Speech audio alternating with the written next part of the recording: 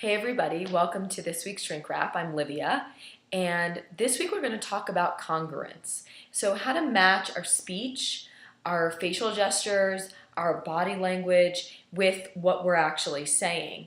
And a lot of times we don't think that much about this in yoga and in our teaching. And so think about you're starting your yoga class and you're giving your little intro, and maybe you're sharing a personal anecdote. Well, if the personal story that you're sharing, let's say it's about overcoming some fear, but if you're talking about how afraid you were, and while you were afraid, you're smiling, that's confusing to talk about, oh my God, I was so scared, but I'm smiling. That's confusing for our systems. So imagine a young child. If you tell the young child no, but your facial gesture is not matching that, that's confusing for them. But we need congruence. We gather information from all parts. So we gather hearing, we gather the intonation under the words, we gather the body posture, we gather all these things. And when there's a mismatch, that's really confusing. And one of the things that I have noticed is that a lot of times in these spiels that people give in the beginning of class and even during class or during a demo, there's a mismatch between what's being said, the intonation behind what's being said, and the verbal and the facial gesture.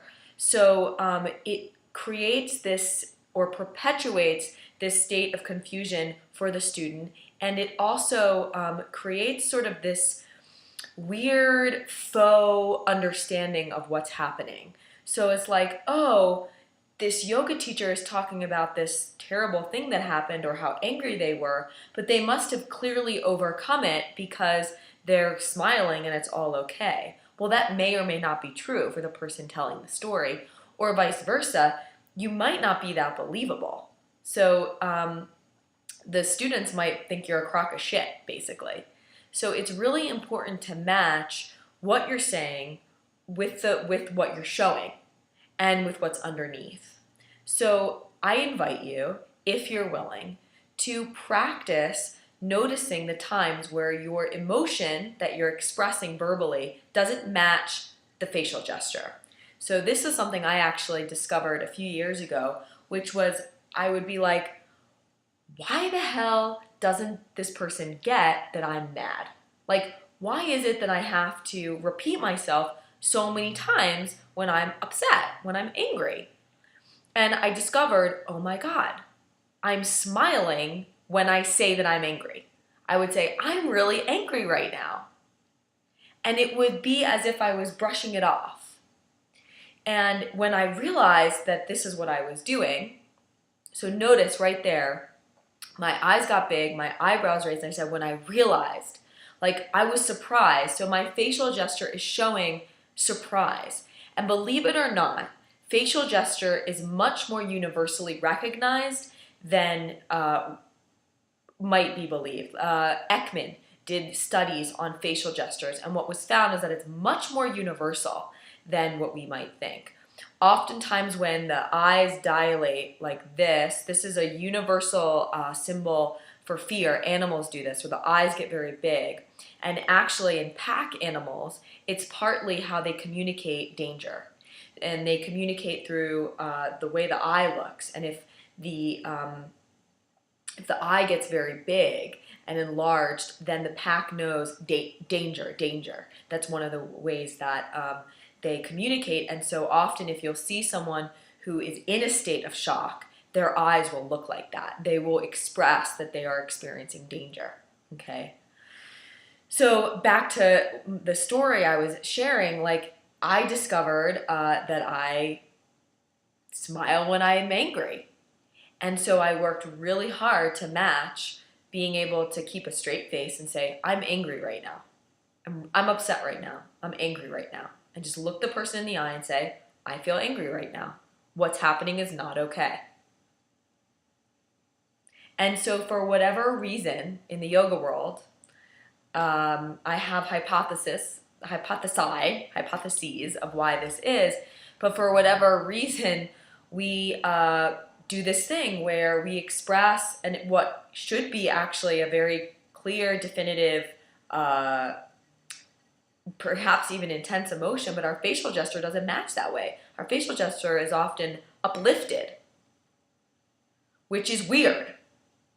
If yoga is all about union and connection and integration and understanding contrary complements and understanding paradoxes to create more conscious and conscientious integration, then why are we not presenting ourselves as integrated beings?